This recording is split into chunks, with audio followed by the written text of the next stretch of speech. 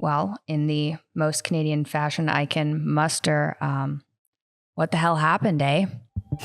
We're learning new details this morning about the physical state of controversial psychologist and author Jordan Peterson. His family says he's in Russia undergoing what they describe as, quote, an emergency detox. For the last 8 months, he's been in unbearable discomfort from this drug, made worse when trying to remove it. It was like all of the negative emotion associated with depression, plus a very high level of anxiety, plus no positive emotion at all, plus the inability to ever relax, even for a moment. Yeah, well, we got two really big pill problems in this country. We've got an opiate crisis, and we've got a benzo epidemic. For a while, I couldn't type because I couldn't remember how to put my hands on the keyboard. I couldn't walk up and down stairs because I couldn't see the stairs properly. I couldn't do up buttons. There's two drugs that will kill you when you get off of them. He goes, it's alcohol and benzodiazepine. Those are the two that if you just quit, you'll fucking die. Or you wish you would. We tried 2 clinics and talked to multiple psychiatrists, and none of them could help. And she said, great, you've brought him here to die. You know, you don't want to say something like that lightly, but there were lots of times, plenty of times when it would have been preferable, as far as I could tell, just not to be there than to experience what I was experiencing. In December 2016, Jordan Peterson was enjoying a break after a turbulent year. It was the holiday season, and Peterson was on vacation with his family visiting Vancouver Island. During his time there, he had a suspected allergic reaction to something he ate. I was freezing cold for about a month. I couldn't get warm no matter how much I wore. I couldn't stand up without fainting. I couldn't sleep. I don't think I slept at all for something on the order of 3 weeks. Exhausted and wrecked with anxiety, Peterson made a trip to the doctor that would end up changing the course of his life forever. Our family physician prescribed benzodiazepines, which are often used as a sleeping aid and an anti-anxiety medication, and something called Zopiclone, Imovane. And I hardly took the Imovane at all, maybe 4 or 5 times. But I took the benzodiazepine the way that it was prescribed, twice a day, 0.25 milligrams. And that seemed to bring the symptoms to a pretty rapid halt. When they work, benzodiazepines are like a magic pill that give people reprieve from anxiety, depression, panic attacks, insomnia, and more. But unbeknownst to Peterson, within a few weeks of taking them, his body was already forming a devastating dependency on the drugs. A dependency that would almost ruin him. These medications, they were all meant for short-term use. None of them were ever meant for long-term use. But everybody knows somebody who's been taking benzodiazepine for years. During the next 3 years, Peterson's notoriety would grow. He would see massive professional success after releasing 12 Rules for Life, his best-selling book, and become known for many heated battles he fought with media outlets who objected to his ideas. All the while, he would secretly keep using the prescribed dose of benzos to keep his anxiety in check. But this would all change in 2019. March 2019, Peterson's wife of 30 years, Tammy, is having a routine surgery in Toronto for a treatable form of kidney cancer. Shockingly, during this surgery, the doctors discover the cancer was worse than they thought.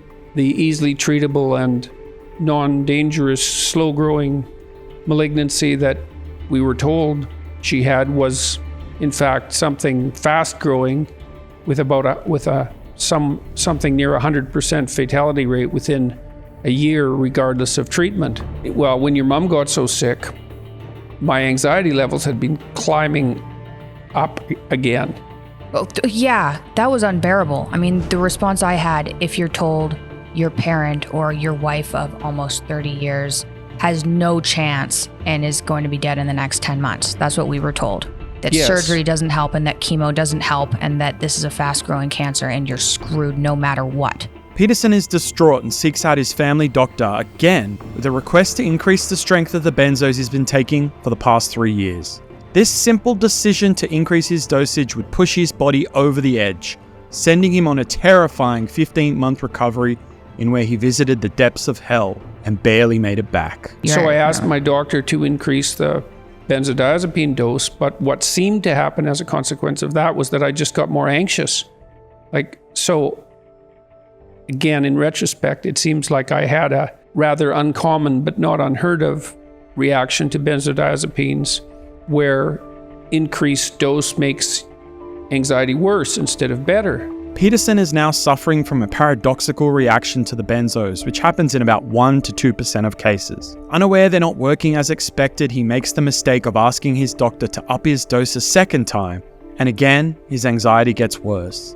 Unfortunately, he continues at this elevated dose for the next 2 months, his mental state spiraling downward until a radical treatment option provides a glimmer of hope. In May, with his anxiety levels through the roof and Tammy's health in further decline, Peterson now seeks help from a local psychiatrist for his depression and anxiety, still unaware it's the benzos making him sick. This psychiatrist recommends an alternative treatment using the psychedelic drug ketamine. We're talking about clinics offering ketamine. It's a hallucinogen known to many people as a party drug, but after more than 20 years of research, some clinics are now using ketamine in combination with psychotherapy to treat a variety of mental health conditions. There are skeptics with concerns, but patients we spoke to say it has changed, even saved their lives. Excited by the possibility of a quick cure, Peterson books in 2 90-minute trip sessions for the same week. But to prepare, he makes another shocking mistake. So I had to stop taking benzodiazepines entirely to take the ketamine. Oh, yeah. Then I didn't go, then I stayed off them for something approximating a week. It was a week. Knowing that was a very bad idea. Discontinuing the use of benzodiazepines cold turkey is incredibly dangerous, especially for people who have been using as long as Peterson. Withdrawal symptoms are wide-ranging, can take years to recover from, if ever, and in some cases even be fatal. I was honestly bedridden most days with extreme akathisia. Extreme derealization and depersonalization, tinnitus, brain fog, cog fog, memory issues. My cognition had declined immensely, and my memories were not registering in my head. Caused about a month of hallucinations, depression, suicidal thoughts, seizure activity in my sleep.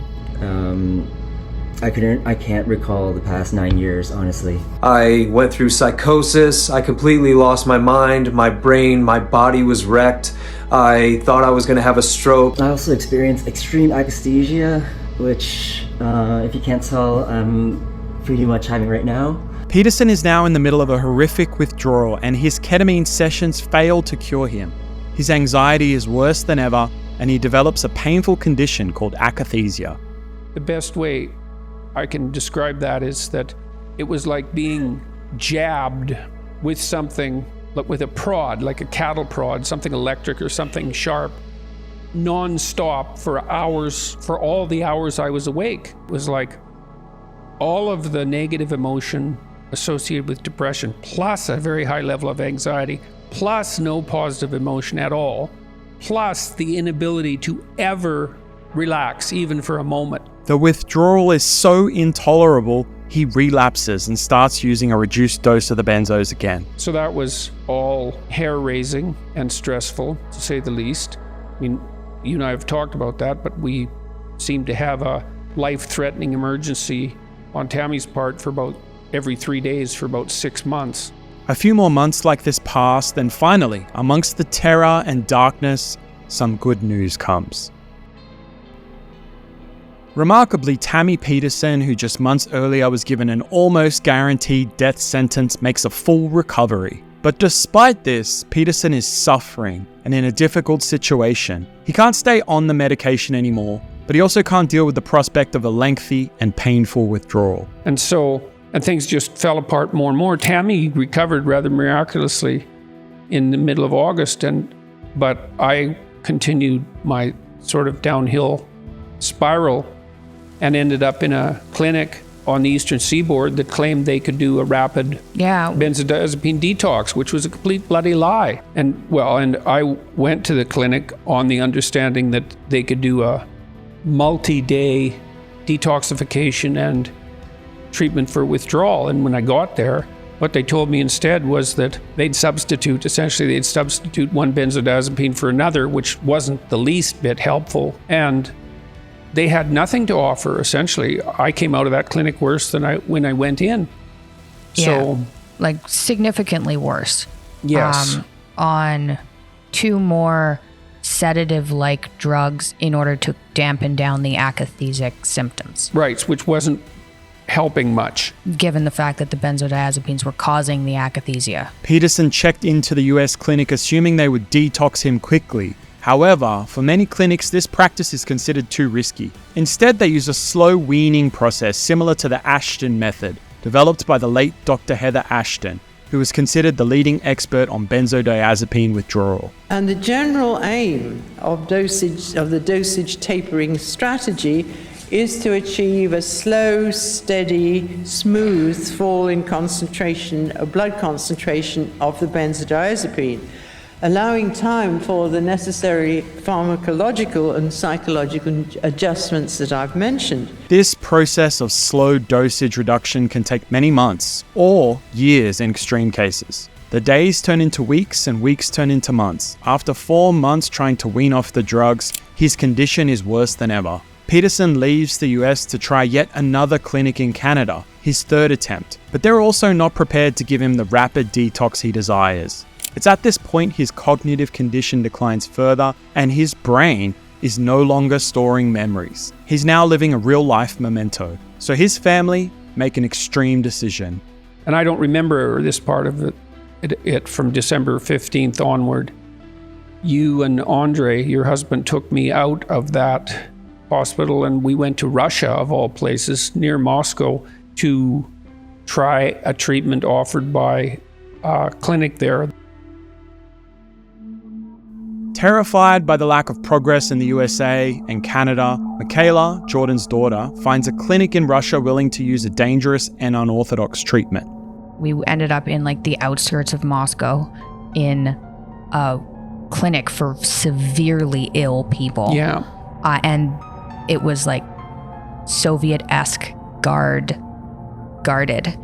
To try a treatment offered by a clinic there that used heavy sedating agent, which basically made me unconscious for 9 days. There was one day that was so bad I couldn't go in. And Andre went in and they said, you know, why are you here of all places, in Russian? And Andre said there was no one to help him in the West, which there wasn't. We looked everywhere, right? And we tried 2 clinics and talked to multiple psychiatrists and none of them could help. And she said, great, you've brought him here to die. For 9 grueling days from January 5th to January 14th, Peterson is put into an induced coma so he can't feel the terrible side effects of withdrawal. When he wakes, he's delirious and confused. He has some neurological damage, but his akathisia is gone, and he's past the worst of the withdrawals. For a while, I couldn't type because I couldn't remember how to put my hands on the keyboard. I couldn't walk up and down stairs because I couldn't see the stairs properly. I couldn't do up buttons. And one night I got up to use the washroom and then came back into my bedroom and I couldn't remember how to lay down. I tried for about 40 minutes. I couldn't remember the sequence of actions that would enable me to lay down. Slowly, Peterson would regain the ability to complete the mundane, everyday things most of us take for granted. Walking, buttoning up your shirt, and writing. My work, this sort of work, although it was all writing and not video production, was also extremely useful because I could sustain myself by producing and then culling through thoughts that were helpful despite my anguish, I suppose, and my lack of hope for the future. So then we brought you back to Florida because we thought there's no point in leaving you in a center somewhere, right? You can come back, you can stay with family, and we can just wait. And maybe it's going to take two years. It looked like it was going to take a really long time if you were ever going to recover fully. We thought it'll be more comfortable in somewhere like Florida. And we waited. Peterson spends the next few months trying to get back to full health, but this battle would prove harder than expected.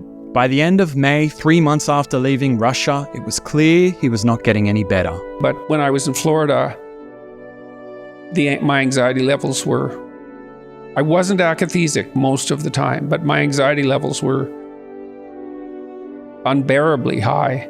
But it got to the point where it was obvious that just the care of family members, no matter how well-intentioned, A, wouldn't be sufficient, and B, was just too much to ask of people.